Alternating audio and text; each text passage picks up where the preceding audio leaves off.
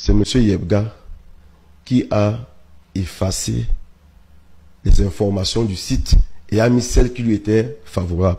Il me l'a dit de façon claire et nette. Il a effacé, il a enlevé le nom de Chicho.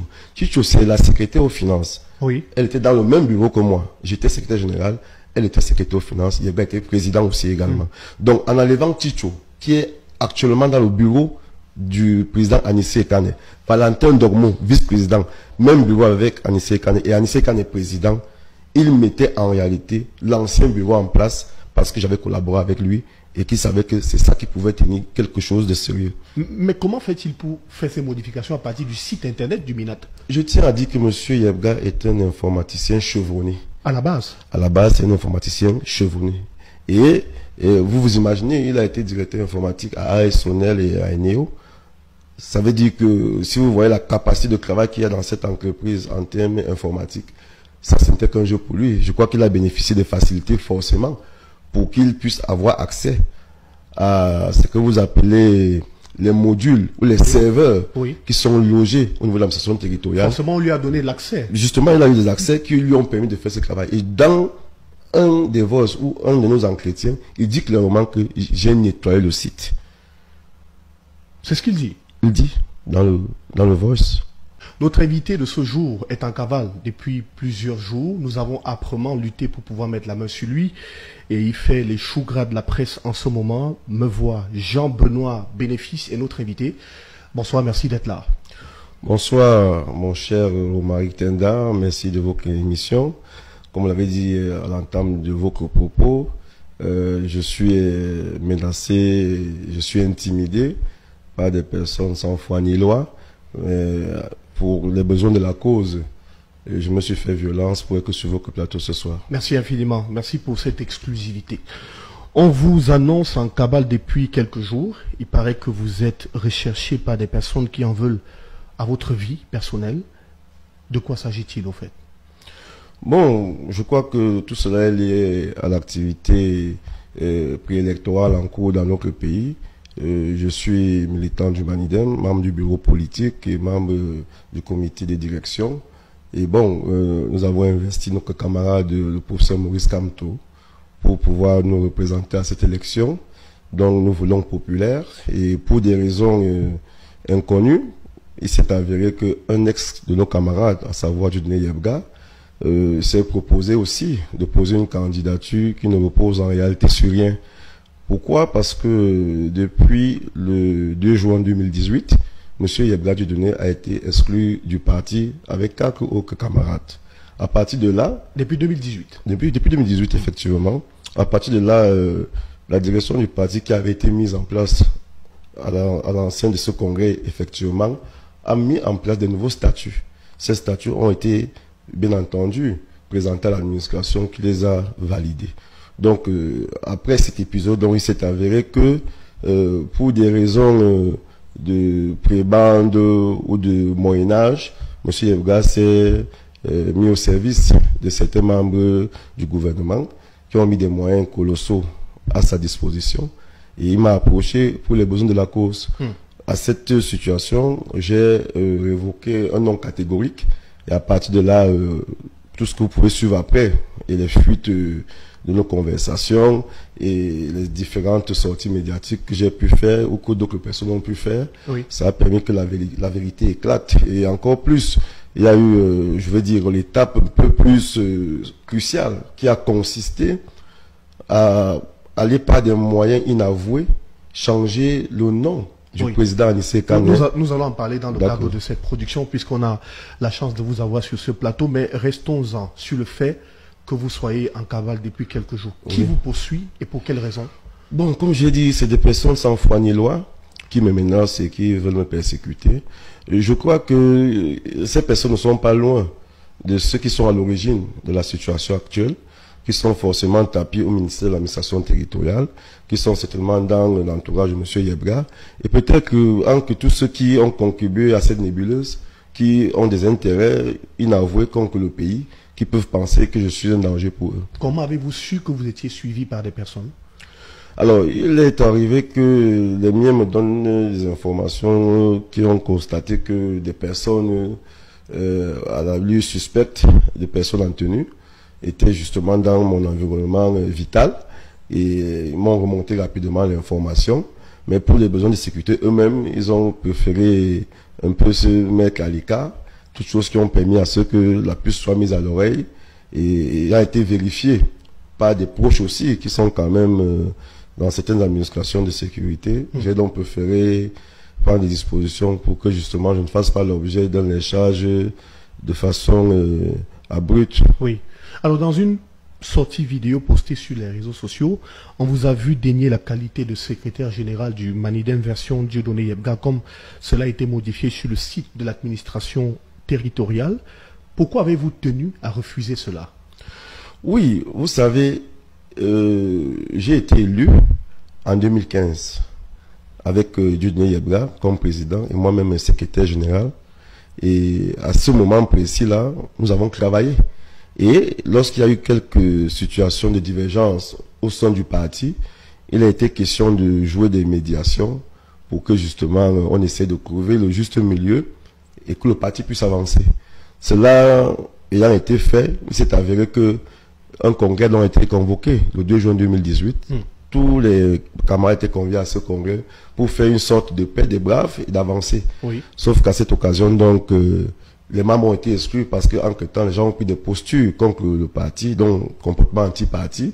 Et ça a fait donc en sorte que les membres qui ont été exclus, donc j'ai dit plus haut, il y a Yebga Dieudonné, Dikoume Bonjo, Nanga Guillaume, Mbole, ils ont été exclus. Ça a donc fait en sorte que moi qui avais pris un peu de recul et qui était resté en réserve, qui n'a pas mis le parti en difficulté, les camarades du bureau politique et du comité de direction ont estimé que de par ma posture et mon attitude, ils acceptent que je revienne dans le parti parce que je n'ai pas mis le parti en difficulté. D'accord. Étant donc revenu dans le parti, j'ai continué mes activités qui consistaient à être membre du bureau politique, comme je l'ai dit, Oui. et à travailler sans que cela ne gêne qui que ce soit. Sauf que, justement, lorsqu'il y a eu cette situation informatique au niveau de l'administration territoriale, je me retrouve secrétaire général à nouveau en 2025, alors même que je n'y étais plus depuis presque ces 7 dernières années. Oui. Première curiosité.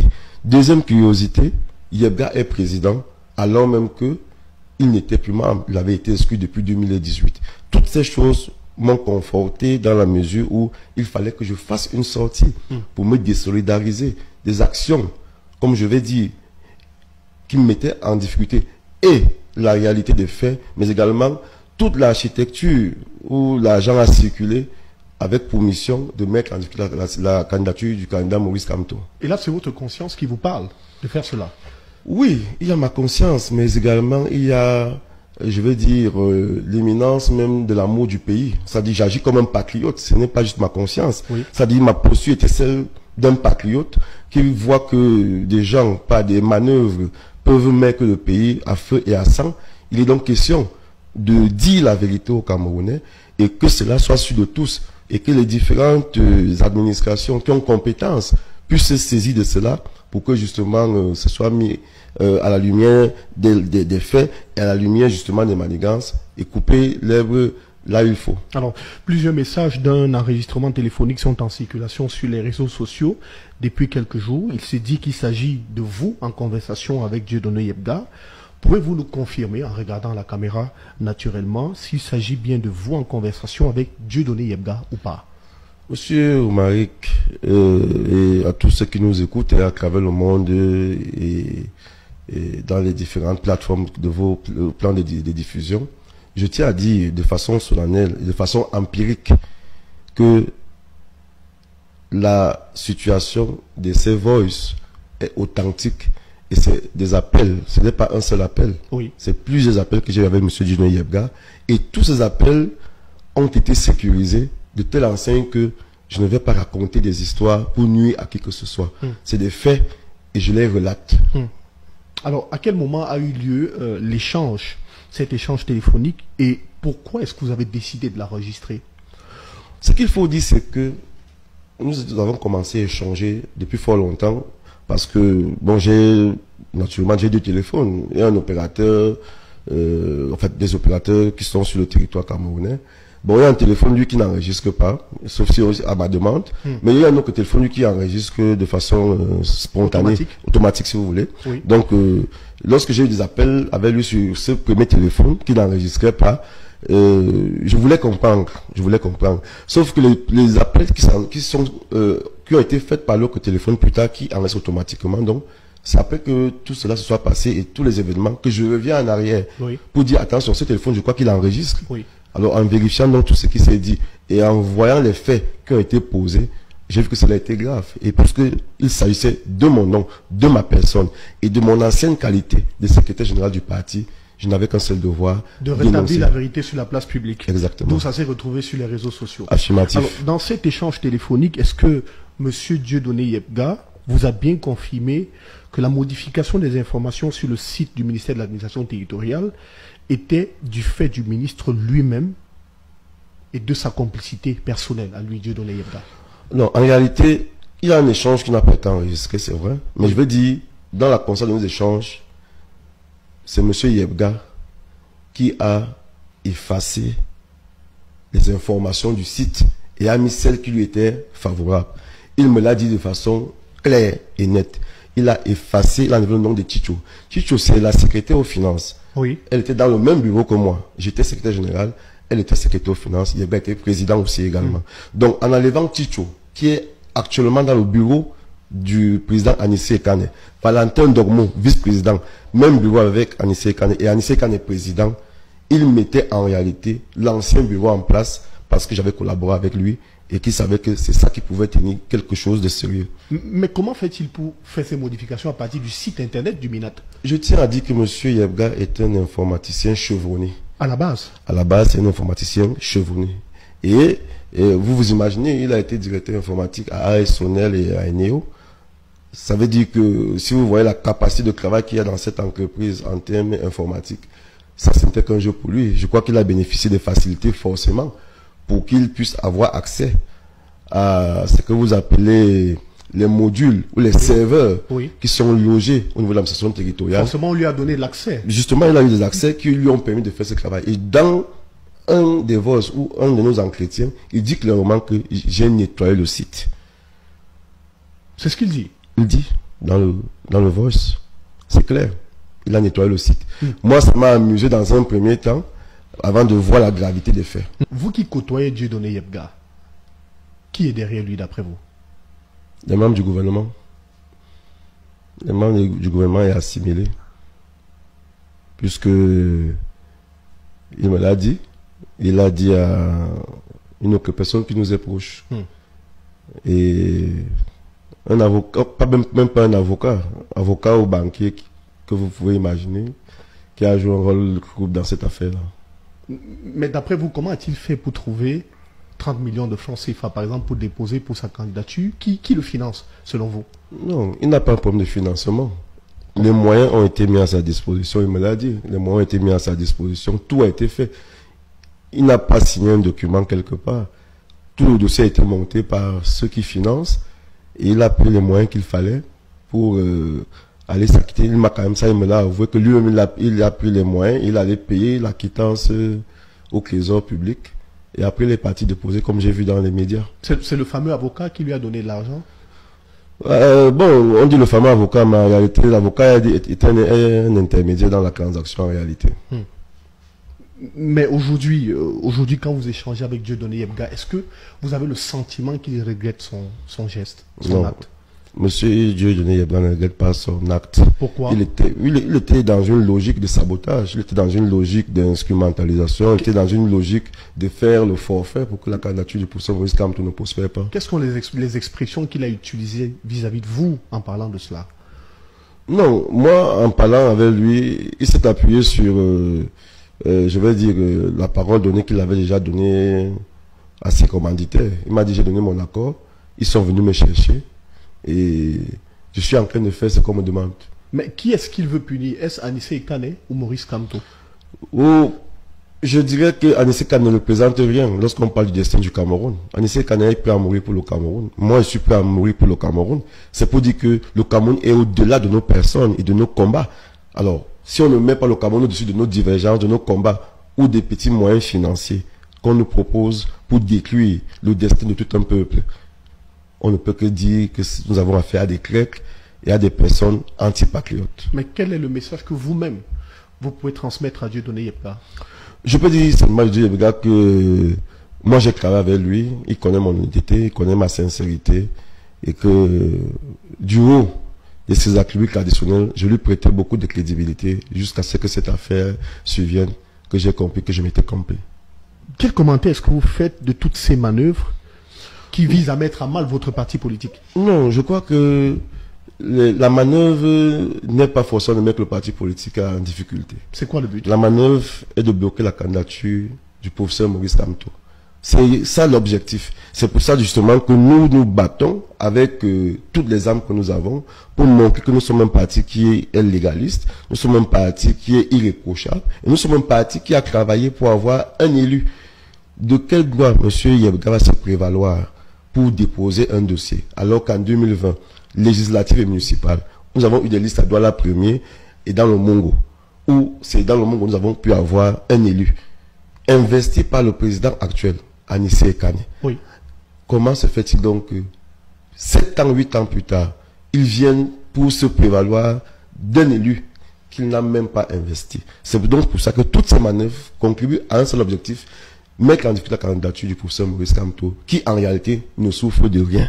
Mais s'il faut revenir par exemple sur la modification des informations sur le site du MINAT, le ministre s'est fendu d'un communiqué estimant que le site avait été piraté.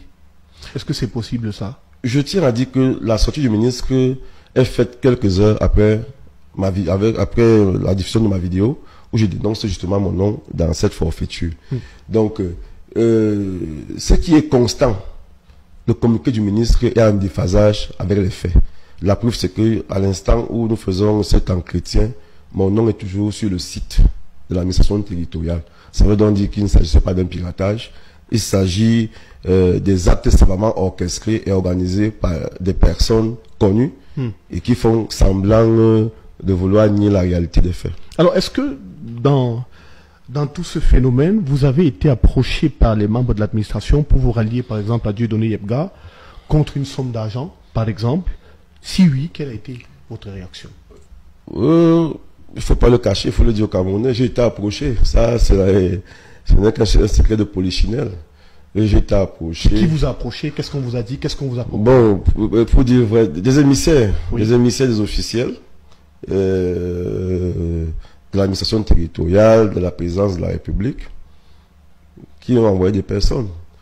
Qu'est-ce qu'on vous a dit clairement? Bon, on m'a demandé de faire une autre vidéo. On m'a demandé de faire une nouvelle vidéo pour me dédire et après on pourra voir. Ça a été dit clairement. Oui, par ce qu'on a envoyé. Et donc je préfère taire les noms pour le moment. Ils sont venus clairement pour le faire. Et donc j'ai dit non et que je m'en tienne à ce que j'avais dit. Quitte à ceux qui fassent tout ce qu'ils voudront de moi, je reste sur cette position. Je suis un Camerounais, j'aime mon pays.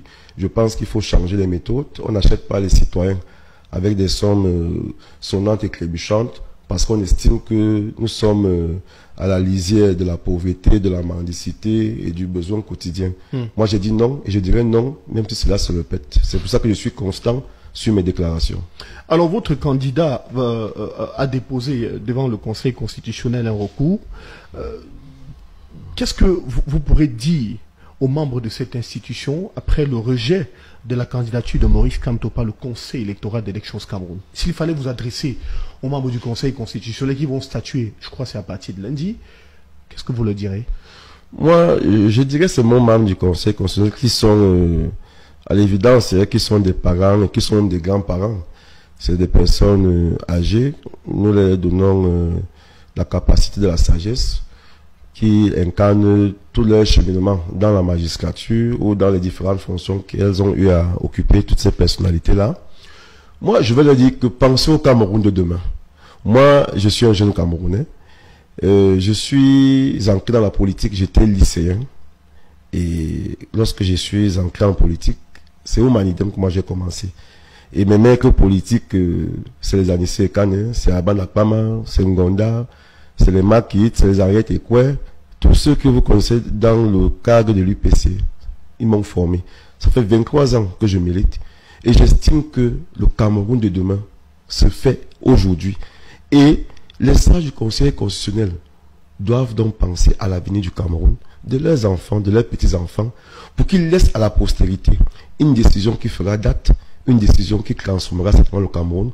Parce que comme nous l'avons dit, Paul Biya, lorsqu'il a demandé à ce qu'on retienne de lui quelque chose de significatif, il a dit, je veux qu'on retienne de moi celui qui a apporté la démocratie et le progrès. Je mets le progrès de côté, il y a des combats là-bas, mais j'ai la démocratie.